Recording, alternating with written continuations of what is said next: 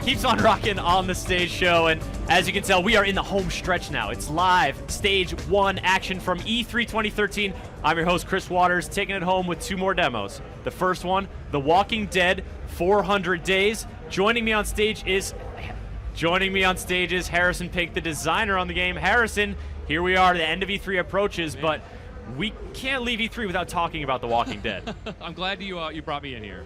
Put the mic a little closer. Yeah, how's this? Yeah, you're going to hear yourself through that. There we go. Oh, Much better. Yeah. There we go. All right. The Walking Dead, enormously successful, critically acclaimed, episodic success for you guys at Telltale. Totally. Pretty fantastic. And Season 2 is on the way. Yes, Season 2 is coming soon. Coming soon. Soon. But coming sooner is the 400 Days. Put it in context for folks. Totally. So 400 Days is a standalone DLC episode that's kind of aiming to bridge Season 1 and Season 2 together. So it's a single episode. It's 5 short stories. So we have 5 new protagonists. This is not sort of a continuation of the story of Season 1. We wanted to do something different, something that sort of deserved to live on its own. So it's 5 completely new protagonists. We wanted to do an experiment in non-linear storytelling. So these 5 chapters, as you can tell from the name, 400 Days, take place at different periods over the first 400 days of the zombie apocalypse. Okay. And so kicks off at day 1. Day 2, I think, is the first. Day 2. So it's just sort of kicking off, but nobody knows really what's going on, you know? Yeah, something is uneasy, something's happening, There's but... a lot of, like, cops going by, they don't really know why, you know? All right, well, we got some footage to take a look at here, so we're presumably going to meet one of the characters? Yeah, so we're going to get some glimpses of them? I'm not sure if we're going to see. This is Vince here. This is actually the chapter we're showing off in our Telltale E3 booth here. Okay. And Vince's story starts on day 2 of the zombie apocalypse. So he's committed a crime. He's on a prison bus, and he's stuck in traffic, and nobody really knows why. I mean, we know why. We can probably guess why. But nobody in the bus sort of knows what's going on. And these guys are chained. Parallel to the way Lee's story kicks off. Similar, in The Walking Dead. But it sort of unfolds very differently. So these guys are sort of chained to each other. You're chained to a couple other convicts, and there's nothing to do but talk. But you're in sort of Georgia summer, which is like 110 degrees, in this giant sort of like oven. So it turns into like a sweat lodge, and everyone's sort of, mood goes through the roof. And classic Walking Dead Telltale style, like, horrible things happen. Yeah. And you have to make some really difficult choices. Difficult choices, horrible things happen. That's you guys' bread and butter, but also it's, throughout the whole Season 1 was this emotional bond between Lee and Clementine. Yeah. In this sort of episodic, we're at day 41 Wyatt. This is sort of a different situation. You guys aren't telling a long-form story here. So what is the new format these short stories free you up to do? What did you find really engaging about this format? So what we think is really interesting about the Walking Dead universe is that it brings people together that might never ever meet or cross paths or sort of leave marks for each other to find. Yep. A lot of the story takes place sort of centered around this truck stop, this physical location, and we almost tell a story of this location throughout 400 days. So you can sort of see it day 2, it's still sort of nice, people are kind of gassing up. Then as it goes further and further into zombie apocalypse, it might get sort of reinforced as people start moving in and like trying to live their lives there. Maybe that sort of falls apart. So you see the sort of like changes in this environment as it goes along. And these characters will definitely sort of like weave in and out of each other's stories in interesting ways. So I should have mentioned, you can play these chapters in any order you want. Oh, really? Yeah, so you can play the last one first, the first one last. Which must mean that you guys have designed it to sort of be experienced in that disjointed way, but in that also there are connections that you'll appreciate no matter what order you play it in. Absolutely. We wanted to do an experiment to see how this would work. We think it's going to be really successful. It's sort of Pulp Fiction-y almost, you might say, where the story, you're getting it from a whole bunch of different angles, and depending on which order you play them in, they might intertwine in interesting ways. The characters might cross each other. You might look out a window and go, oh, I recognize those characters from a different chapter. Or you might say, oh, now that's why that happened. I saw it from the other side of it, or you leave a mark on the world, and someone might cross past it, and you go, oh, that's why that looks like that. So, oh man, that image you painted of looking out and seeing, oh, I recognize those characters, just made me think you guys are totally going to make us like kill ourselves, aren't you? Like I can't say. I don't want to spoil of course, anything. no way. That would be a massive spoiler. But that seems like the kind of thing you would do. Well, in each episode of the first season of The Walking Dead, we try to have the sort of stat screen at the end, and you have those like 5 big choices. Yep. And you have 5 big choices, and somehow 5 chapters. So we got like a big choice per chapter, maybe. No, there's just one chapter that's a doozy. It's just like 5. Everything else is real every mellow. 3 minutes is just a crazy choice, and then nothing else. Yeah. Well, speaking of choices, I was talking to Jess McDonald, GameSpot Australia, video journalist, and she got a chance to check out the game as well. And she mentioned that this doesn't just bridge the gap between season 1 and 2, but also draws from season 1. Definitely. If you've completed episodes, some of your decisions there will inform. It definitely will. 400 days. You're absolutely right. So if you have your save games from season 1, 400 days will recognize the choices that you've made, and your choices from season 1 will go into 400 days. And actually, I should add is that your choices in 400 days will go into season 2 as well. Oh, okay, yeah. So it's all connected. Absolutely, yeah. Oh man! All right, folks are interested. They want to know. I have to sift through the lamenting about where Clementine is and all these questions. Bureau Island wondering if it will make him cry like the original season did. I really hope so.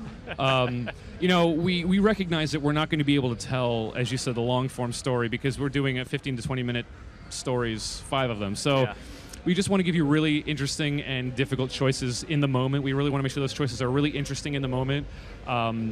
And we hope that you guys cry in a good way. We hope you cry, the Telltale Games Put motto. ... in a good way. Make sure that's the whole thing. Dot in a good way. All right. Thingom Sinks. It's difficult to read, bro, or lady. I don't know. Anyways, wondering about if you hadn't played episodes 1 through 5, if you don't have a lot of experience, or maybe only played a few episodes, is 400 days going to be accessible? Are you going to be able to understand what's going on? It is, but we definitely recommend you playing season 1 first. For technical reasons, you have to own at least episode 1 of season 1, just because it is a DLC and just technically the way they all sort of link up together. Oh, okay. Yeah, so you have to own at least that. You don't have to have played season 1 first, but because of the way the story is told, we absolutely recommend playing season 1 and then 400 days. And then when season 2 comes out, play them then season 2. But there's nothing saying you can't just play like two episodes of season 1 and then hop into 400 days if that's what you want to do. All right. Now you said because of the way the story is told, which you may be talking about narrative structure, but made me think of gameplay structure. And a lot of the Walking Dead gameplay is dialogue choices. Sure. It's also contextual events where you're prompted to hit buttons in a timely fashion. Are you sticking with that kind of core gameplay we have approach? A lot of that stuff. I mean, Telltale's bread and butter is interesting dialogue. So you're definitely going to get to play your character the way you want to play him. Like something people really loved about playing as Lee Everett is I get to play my Lee the way I want to play him. So we definitely stuck to that, which I think is really important to The Walking Dead. And we're going to stick to this sort of, if you've played season 1, you'll understand season for our 400 days. But we're going to also try and do a few new mechanics here and there. You might see a new way to interact with people and objects here and there that we're just trying to experiment. And I think 400 Days is almost like our art house project. Like we really wanted to experiment. Everyone at Telltale is working super hard on making this thing really stand alone and really try new interesting things. Like if this non-linear storytelling thing works out, maybe we'll do it again in the future.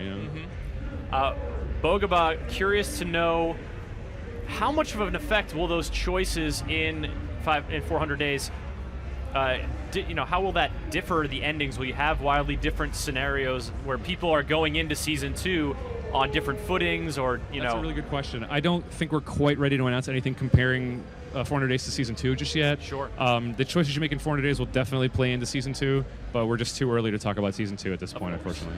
That's quite all right. You guys are here with 400 Days, and that's over a year. You're talking about a long, getting I think deep it's like into a year and a month or something like that. Yeah, each chapter really has its own feel and look, and the world feels like it's moved through an entire year of this. In the comics, in the Walking Dead comic, it takes them many years, but they start to sort of find groups and sort of try and live their life, and not just living around a campfire all the time. So we wanted to make it feel like, people are acting the way people would act 2 months into a zombie apocalypse, sort of getting it, but still sort of not really knowing what to do. Now, The Walking Dead, of course, has been a cross-media sensation in the past few years. Of course, your game, other games, the TV show, and of course the original comic. Have you guys, are you drawing inspiration from other people's interpretation of The Walking Dead, or from the original source material, even from other movies? You mentioned Pulp Fiction. Yeah, that's a great question.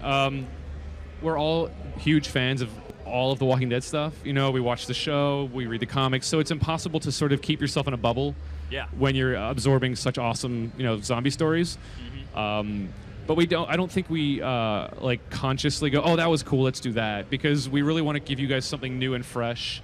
We don't want to just retread old ground. That's why we didn't do the Rick Grimes story for the third time, because we get it. We know Rick Grimes' story. We know what's going to happen. We get it, Rick. Your life's no, not terrible. even. I love Rick's story. Rick's awesome. But is, you get to the prison, let's say, spoilers, and you know what he's going to do. So like, if we were trying to give you interesting choices, you'd be like, I'm just going to pick the one that Rick already did. So that's why we want to go for the look and feel and like the emotional tonal stuff that The Walking Dead, the other media does.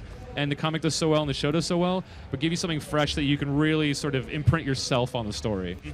And I think that's one of the real strengths about The Walking Dead, and the reason it's seen such success is, it creates this world in which any story, the threat of the collapse of civilization and the threats of the zombies are these dramatic elements that, any story, any character can fit into it, and you can just tell so many different experiences of what happens when civilization just goes to crap. Absolutely. That's why we wanted to do 400 Days, is that there's so many other people that are doing crazy things and having interesting stories besides the group that we've seen in season 1. Obviously, we love the group in season 1 and Lee and Clementine and everything, but there's so much more. There are many other characters out there to fall in love with, and we wanted to give you a taste of that, Characters to fall in love with and also rend your feel heart. other ways about, too. I mean, not everyone is a sympathetic person. No, absolutely not. When but like I said, you'll meet interesting characters, and yeah, I don't want to say too much, but you might see some familiar faces in 400 Days from season 1. I won't say any more than that. I want you to go out and play it, but I'll definitely say that. Yeah, I think, and you just unleashed another. We'll probably have unleashed another chorus of Clementine from the folks online. Official Telltale shrug, I guess. Got that down. Do you guys like pre E3 workshop they that? They worked me through it. Yeah. It's an important tool. Absolutely. All right, Harrison, The Walking Dead 400 Days DLC comes after season 1 and will feed into the eventual season 2. Yes. But when are people going to be able to download 400 Days, and where are they going to be able to get it? All the platforms that season 1 is currently on will be available on all of them. It'll be out. We're aiming for July, so pretty soon. Okay. We're also doing a bundle on the PS Vita. We're bringing The Walking Dead to the PS Vita. We're going to have a bundle which is 400 Days plus all of season 1. Plus some additional bonus content just for the PS Vita. Nice. And that bundle is going to be out in August. Great. Yeah. And that'll be the first time it'll be available on Vita? I believe so, yeah. You really think I'm going to let you get away without the platform rundown? You got Vita, Xbox 360, PSN, right. PC. Yep. iOS? iOS, yep. Is that? I think that's it, yeah. Xbox, PlayStation, PSN, iOS, PS Vita, PC. I think that's it. I think we got it covered. I think that's it, yeah. You and me combined, Harrison. Good job. We could survive the zombie apocalypse, a.k.a. the waning hours of E3 2013. It does feel that way. It is. Harrison, thank you so much for coming Absolutely, on stage. my The Walking pleasure. Dead 400 Days available this July, folks. We're going to go away right now, but we're right back with our final demo of the day. You saw it at the Sony press conference on Monday. It's Transistor. It's gorgeous, intriguing. You won't want to miss it.